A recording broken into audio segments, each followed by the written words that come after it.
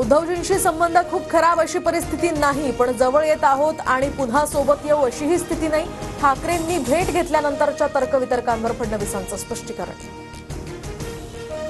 मुलीची 10वीची परीक्षा संपल्यानंतर वर्षा बंगल्यावर राहायला जाणार, मुख्यमंत्री देवेंद्र फडणवीसांची माहिती.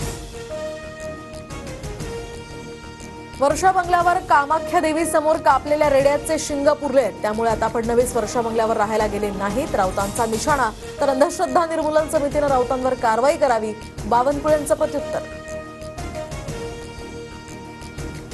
माझ्या पक्षातला निर्णय कोर कमिटीशी बोलून घेईन, निर्णय सर्व बाजूंचा विचार करावा लागतो, सल्ले घ्यावे लागतात. मुंडेंप्रमाणे भाजपातल्या एखाद्या मंत्र्यांसंदर्भात वाद झाला असता तर काय करणार, या प्रश्नावर फडणवीसांचं उत्तर.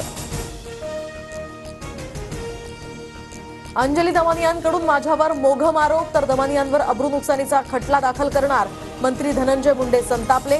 टीका करताना दमानियांचा अंजली बदनामिया असा सुद्धा उल्लेख. पुराव्यांनिशी मी धनंजय मुंडेंना त्यांची जागा दाखवली, मला बदनामिया म्हणण्यापेक्षा पूर्विया म्हणायला हवं, दमानियांकडून सुद्धा प्रत्युत्तर. तर अब्रू नुकसानीचा दावा दाखल केल्यास स्वतः न्यायालयीन लढाई लढण्याची सुद्धा तयारी.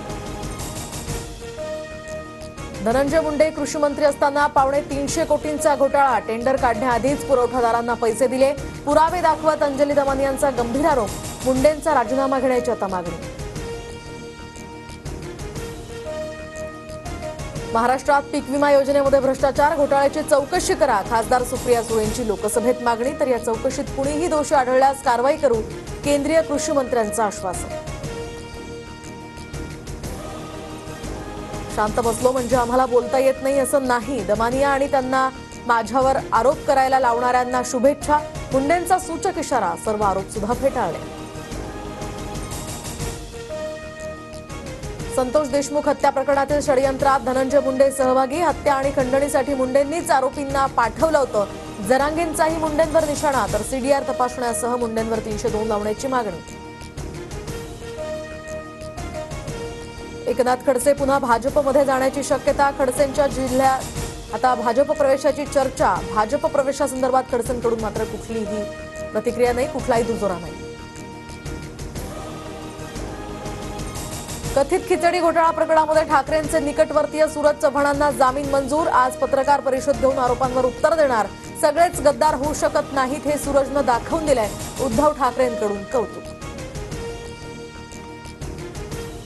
तर चौफेर टीकेनंतर अभिनेता राहुल सोलापूरकरची दिलगिरी, शिवरायांचा अपमान करण्याचा माझा हेतू नव्हता, तसा विचारही करू शकत नाही, माझं वक्तव्य तोडून विपर्यास करण्यात आला. सोलापूरकरांकडून आता शिवप्रेमींची मागणी. शिर्डी दुहेरी हत्याकांडाच्या पार्श्वभूमीवर 2 मोठे निर्णय, पोलीस निरीक्षक रामकृष्ण कुंभार यांची बदली, तर साईबाबा संस्थांच्या कर्मचाऱ्यांच्या वेळापत्रकात सुद्धा बदल. पहाटे 4 ऐवजी आता सकाळी 6 वाजताची कामाची वेळ. मुंबईतील अनेक भागांमध्ये सकाळी 11 वाजल्यापासून ते उद्या संध्याकाळी 5 वाजेपर्यंत पाणी पुरवठा बंद राहणार. तर SLK पूर्व, H पूर्व आणि G उत्तर विभागातील काही परिसरांचा हा पाणी पुरवठा बंद असणार.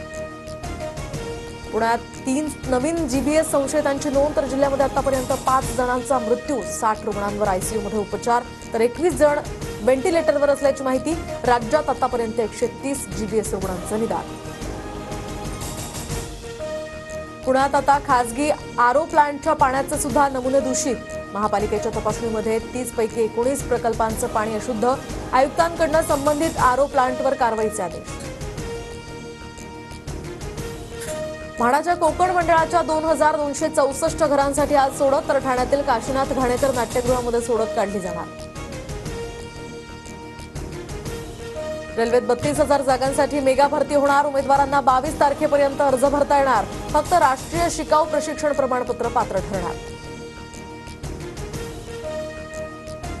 दिल्ली विधानसभेच्या 70 जागांसाठी आता मतदानाला सुरुवात, सत्ताधारी आम आदमी पक्षाला भाजप आणि काँग्रेसचं दुहेरी आव्हान, 8 तारखेला निकालानंतर दिल्लीचा मुख्यमंत्री ठरणार.